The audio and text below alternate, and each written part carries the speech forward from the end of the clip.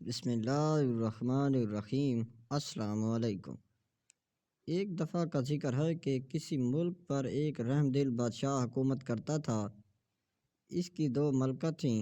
چھوٹی ملکہ اس کی طرح رحم دل تھی۔ اس کے 3 بچے تھے، جبکہ بڑی ملکہ اولاد کی نعمت سے محروم تھی۔ بادشاہ چھوٹی ملکہ اور اس کے بچوں سے بہت پیار کرتا تھا، جس کی وجہ سے بڑی ملکہ چھوٹی ملکہ سے حسد کرتی تھی۔ ایک دن اس نے اپنی سوکن اور اس کے بچوں سے نجات حاصل کرنے کے لیے سازش تیار کی، جس کے لیے محل کے ایک ملازم کو بھی ساتھ ملا لیا۔ ایک روز جب تینوں بچے باغ میں کھیل رہے تھے اور اسی وقت وہاں ان کے سوا کوئی نہیں تھا، ملازم بچوں کے پاس آیا اور ان سے کہا کہ آؤ میں تمہیں پورے باغ کی سیر کرواتا ہوں۔ بچے بہت خوش ہوئے اور ملازم کے ساتھ چل دیے۔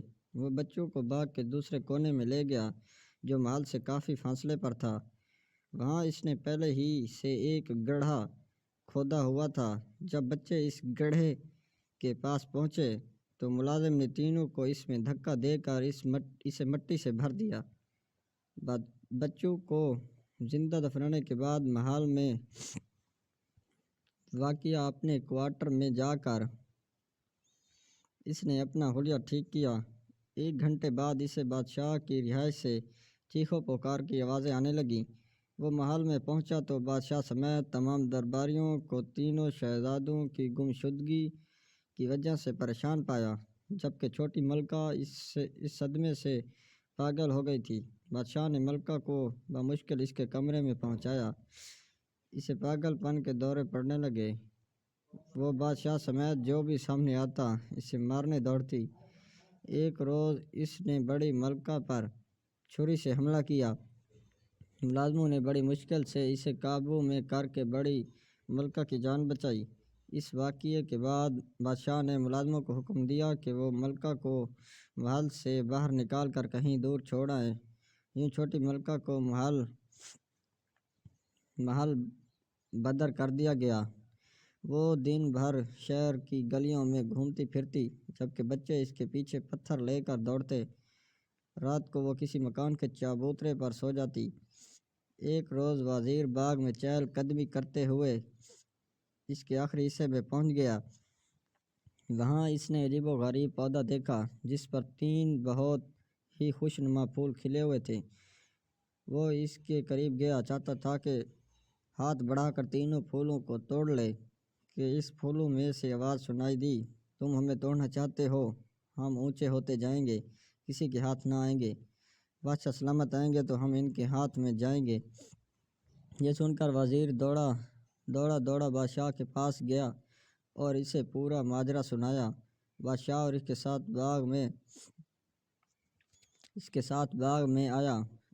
اسے بھی یہ تینوں پھول بہت پیارے لگے۔ اس نے اس سے قبل اسی طرح کے پھول کبھی نہیں دیکھے تھے۔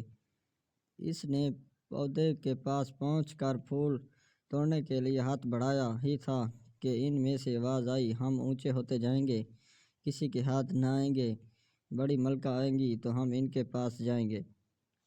بادشاہ نے یہ سن کر وزیر کو حکم دیا کہ وہ فوراً بڑی ملکہ کو بلا کر لائے۔ وزیر محل میں گیا اور ملکہ کے پاس جا کر اسے ساری بات بتائی اور اسے بادشاہ کے حکم کے بارے میں بھی بتایا۔ بڑی ملکہ یہ سن کر بہت خوش ہوئی کہ پھولوں نے اسے بلایا ہے۔ جب بڑی ملکہ پھولوں کے پاس گئی اور انہیں پکڑنے لگی تو پھولوں میں سے پھر آواز آئی، ہم اونچے ہوتے جائیں گے، ہم کسی کے ہاتھ نہ آئیں گے، چھوٹی ملکہ آئیں گی تو ہم ان کے ہاتھ آئیں گے۔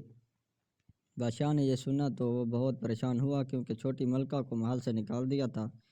بادشاہ نے اپنے ملازموں کو بھیجا کہ وہ ملکہ کو ڈھونڈیں۔ جلد ہی چھوٹی ملکہ مل گئی اور اسے باغ میں لایا گیا۔